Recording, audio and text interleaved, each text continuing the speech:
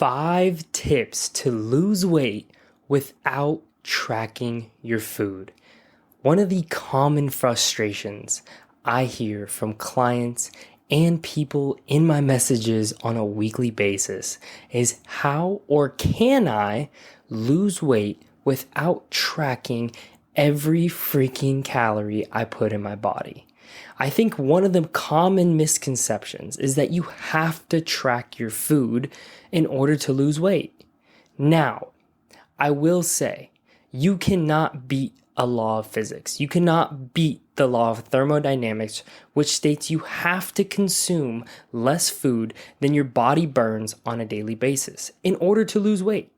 However, I'm going to give you 5 tips, 5 strategies you can use that don't involve tracking your food.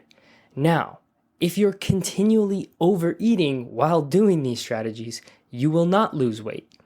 However, if you are strategic in how you implement these strategies, you can most definitely lose weight and see progress on your journey. And honestly, if you do these things right, you can actually keep the weight off. Now, before I dive into the good stuff, my name is Coach Tyler. I've been an online coach and personal trainer for the past 6 years. I've helped over 455 clients completely transform the way they look, feel, and perform in their everyday lives. And I'm going to use that experience to help you level up your results on your journey. So let's dive into the good stuff. I'm extremely excited to share these things because they're not typically things you'll hear or have other coaches tell you. And that's because they're not for everyone. But if you're someone who's very resistant to tracking food, there's probably some things you have in common with other people that don't like tracking their food. So this ties into number 1, which is throwing away your scale. The scale is something that will oftentimes lie to you. The scale is going to tell you go up and down and up and down, and it's something that's so unpredictable. One thing that we don't always really think about is that our body is 70% water. So based off the sodium, based off of your stress levels, based off your carb intake, the water levels inside your body can fluctuate massively. Sometimes up to 5% of your body weight can fluctuate on a daily basis.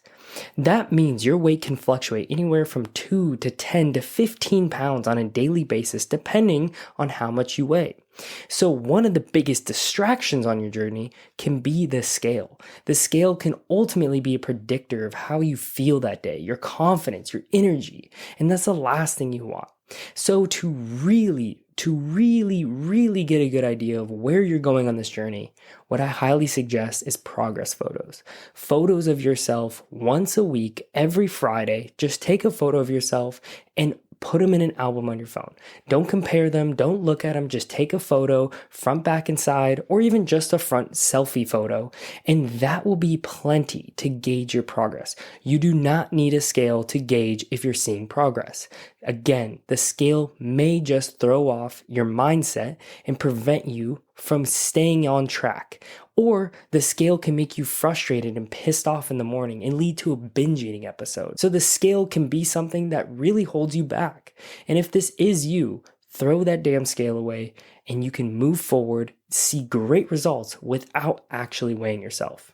Now, really quick, if you could just take one moment to subscribe, follow on whatever platform you're on right now, and also if you're on YouTube to like this video, it would mean the absolute world to me. Now for number 2, don't eat food while distracted. One of the most common things I see is people eating food in front of their TV, on their phones, on their iPads, and being distracted while you're eating turns off a lot of your awareness to signals such as being full or enjoying the actual food you're consuming.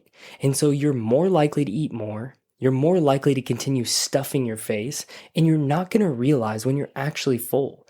This very commonly will lead to you over-consuming food when you don't need to.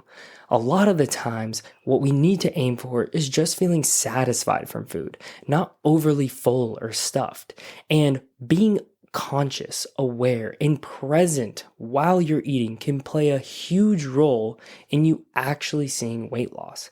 Because when you're distracted, like I said, you're more likely to overconsume. So putting your phone away, turning the TV off, and being present, having a conversation with someone you love while you eat your food, or just sitting in silence and enjoying every bite you put in your mouth can make a massive difference in your weight loss results.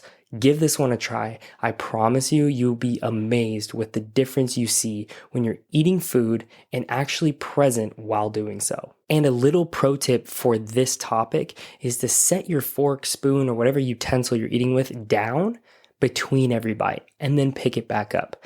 Another thing I commonly see while people are distracted is they're grabbing the second bite before they're even done chewing or enjoying the bite that's actually in their mouth. So setting down the fork makes you intentionally enjoy that food, continue chewing and fully swallowing that food before going for the next bite. Give that tip a try. I promise you, you'll be amazed. The third unconventional weight loss tip is actually sleeping better and longer. We all know we should sleep 7 to 8 hours every night. What people commonly don't know is how that sleep actually affects your weight loss journey. When we're not getting good quality or long enough sleep, we tend to have higher food cravings. You'll tend to make worse decisions around your eating habits. You'll tend to grab foods that are more satisfying, palatable, and highly processed. And this is going to prevent you from seeing that weight loss you've been trying so hard to accomplish. On top of that, quality sleep will enhance your muscle building results, helping you actually recover better, see more energy on a daily basis.